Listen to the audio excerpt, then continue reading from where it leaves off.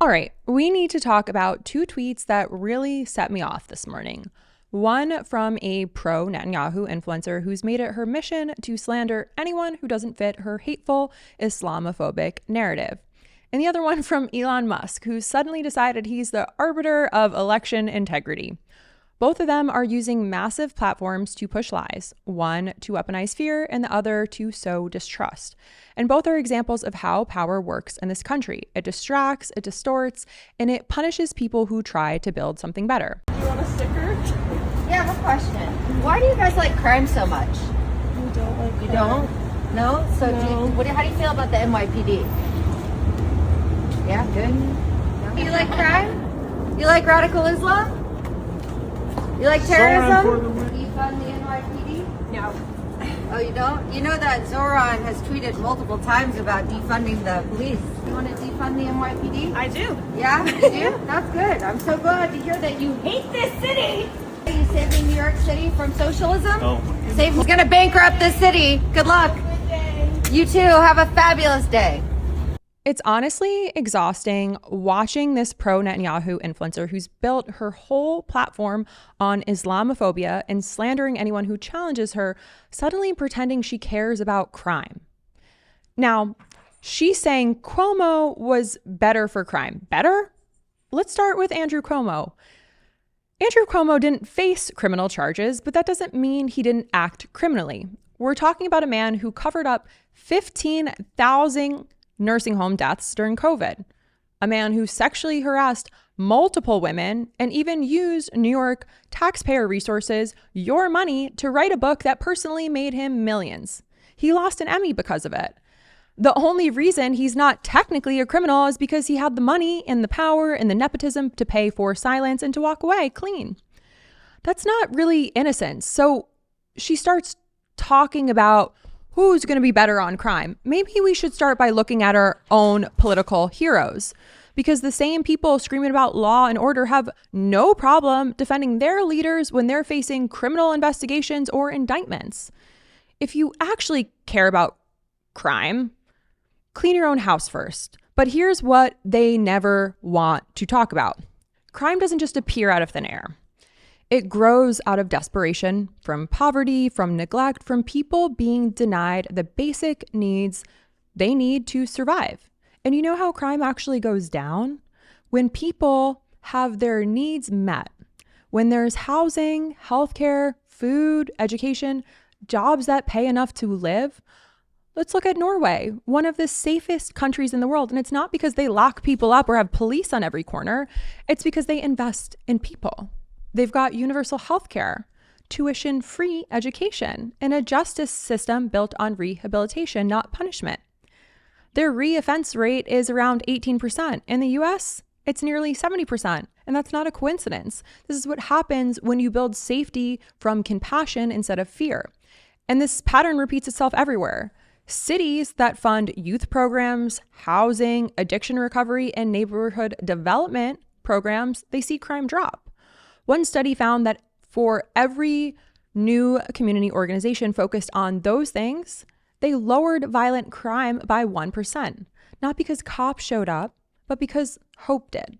So if we actually want to stop crime, we need to stop pretending that punishment equals safety. We need to adopt policies like that of Zoran's that make sure people's basic fucking needs are met. Because real safety isn't about fear, it's about making sure people are safe and secure. You know, the kind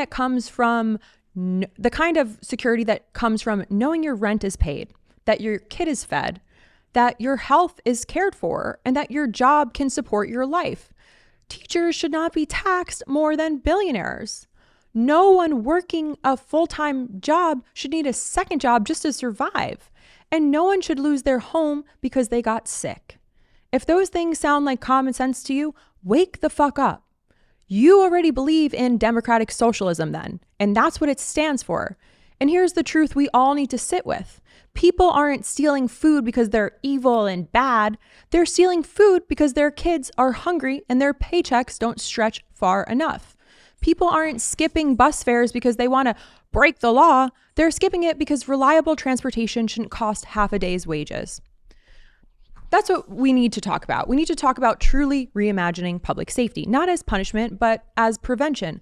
Public safety should mean housing. It should mean affordable housing. It should mean healthcare. It should mean food on the table, clean water, good schools, reliable transportation. Medical debt and student debt shouldn't exist, because when people have what they need to live, they don't need to fight to survive. That's what real safety looks like.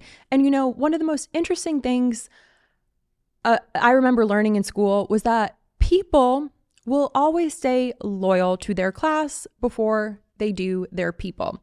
And in this case, with this influencer, that loyalty isn't even to her real class. It's to her imagined one.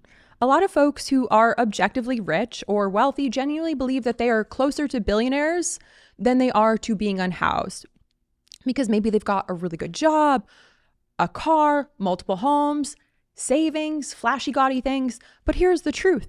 Even if your net worth was 20 million or 50 million, you are still mathematically closer to being unhoused and way closer to being working class than you are to being a literal billionaire.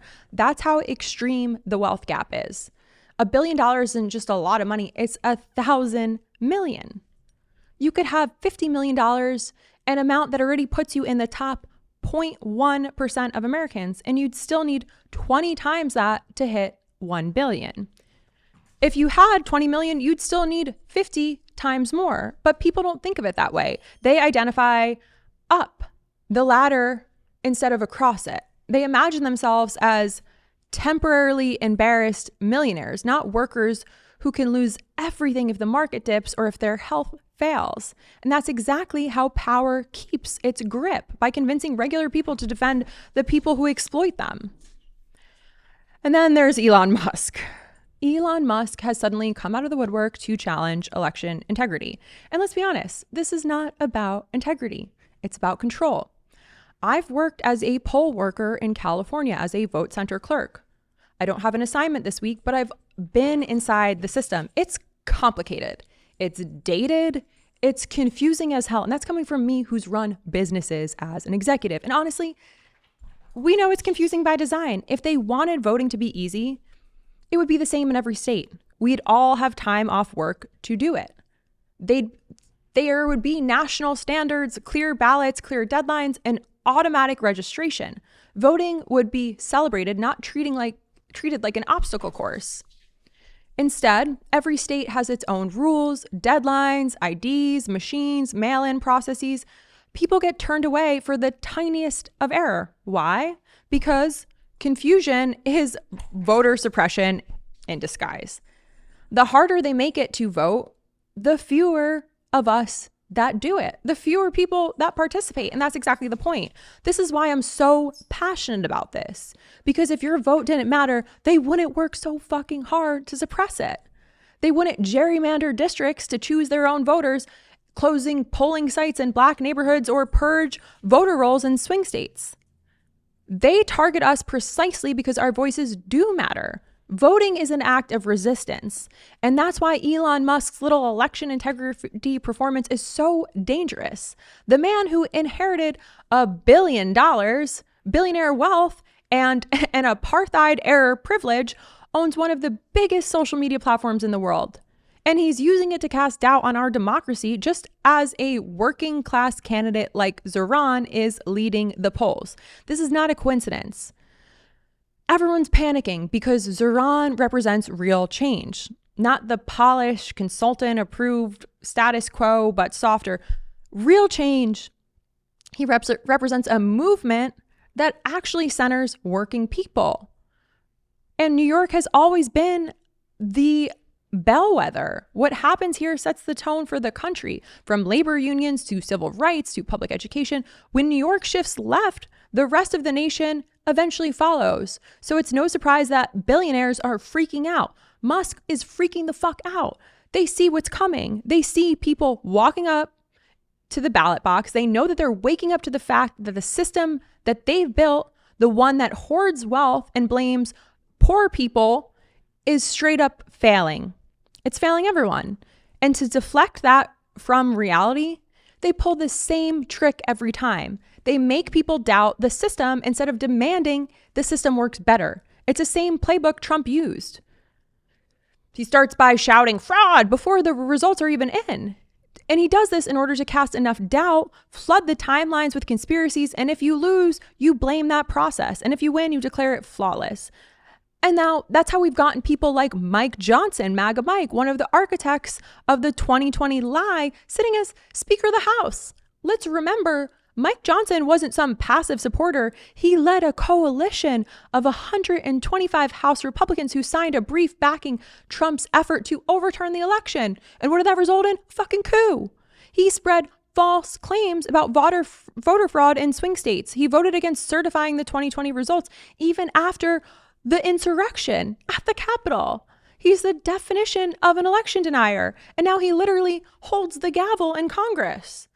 That's where this rhetoric leads. When you delegitimize democracy enough and the people who break it get promoted to run it, this is what we get. So when Elon Musk, with his billions, with his daddy's emerald mine money, his army of online fanboys starts crying fraud, the second somebody like Zoran starts gaining momentum, don't think it's random.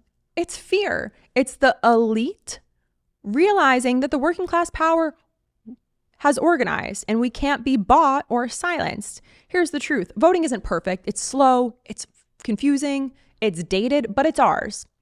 It's one of the few tools ordinary people still have to fight back. That's why they're trying to convince you it's broken. Because the moment we all show up, the moment we use it, the power that they've been hoarding starts to slip away. So yeah, Elon Musk is challenging the election because Zoran is in the lead. Because for the first time in a long time, somebody who doesn't bow down to billionaires is resonating with everyday people. And that's exactly why they're freaking out. Because if New York, the place that sets the tone for the entire nation, elects somebody who actually fights for housing, healthcare, fair wages, the rest of the country might just realize we can take our power back. And no amount of conspiracy theories or billionaire tantrums can stop that. And that's why these two stories aren't separate. They're two sides of the same fight. Whether it's right-wing influence spewing hate to divide us or a billionaire trying to undermine democracy, when the working class finally starts gaining ground, it's all part of the same system, a system that survives by keeping people angry and too confused and too exhausted to see what's actually pulling the strings. That's why this election matters so much, because what's happening here, what's happening in New York isn't local. It's a mirror for where the whole country is headed. Zoran represents something so much bigger than New York City. He represents a movement, working people who are demanding dignity and accountability and a government that actually serves them. And as somebody who grew up in the New York City metro area, this isn't just politics for me. This is so personal. It's watching the city that I call home wrestle with the kind of future it wants. Once one ruled by billionaires and fearmongers, or one built by people who finally have had enough of those two things. That's why I'm following this so closely, because what happens here, the voices we lift up, the lies we shut down, will set the tone for everything that comes next. And if you've enjoyed this, please subscribe. We cannot grow without your support. And share this video with a friend and let us know what you want to see more of next. And pet your dog. And fuck Donald Trump.